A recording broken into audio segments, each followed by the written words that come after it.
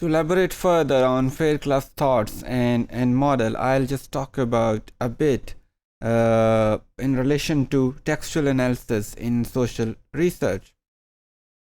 If you see textual analysis in social research throughout the history has been composed of two major analyses or forms of analysis which have been complementary to each other to a large extent.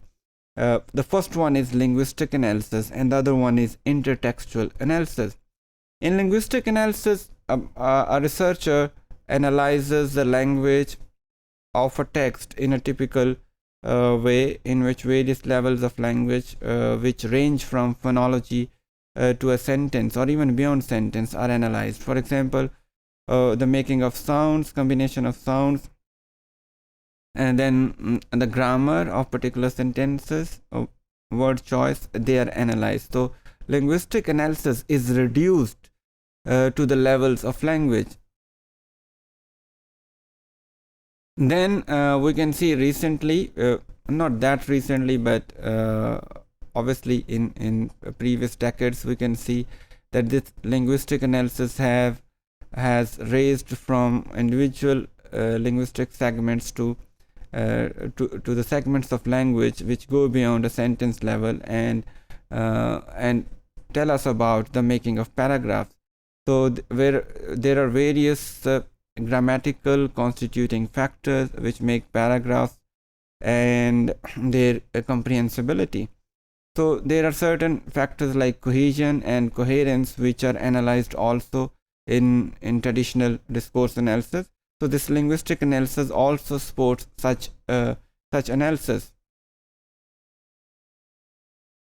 Then generally it is believed, and Fairclough furthers it, that the intertextual analysis is better than the typical linguistic analysis, because mere linguistic analysis do not allow us to reach to the deeper meanings, whereas an intertextual analysis help us to reach the social practice and the context under which a certain text has been produced, and by unearthing that relation between a text and its context, we can reach to the real meaning of a text.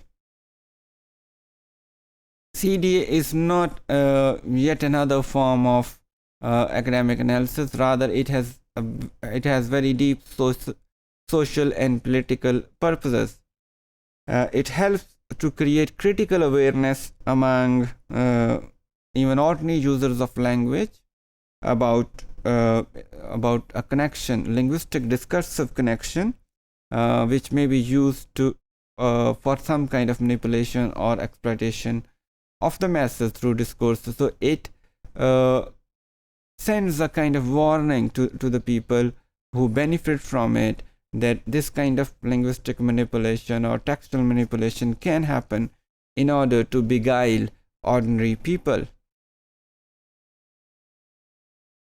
Bakhtin's writings on text have been and genre have been proposing that there is a kind of sustained argument for intertextual analysis.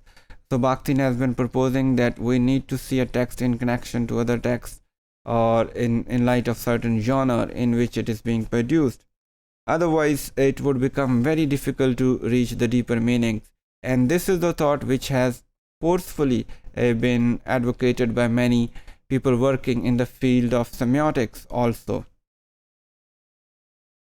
Intertextual analysis is dependent on society and history in the form of the resources made available within a certain genre. So it is not reduced to words only, rather it looks into the various norms and values and parameters dominating a certain genre of discourses and their history also. And through all this penetration, an analyst might look into the deep meaning which are at the core of real discourse analysis.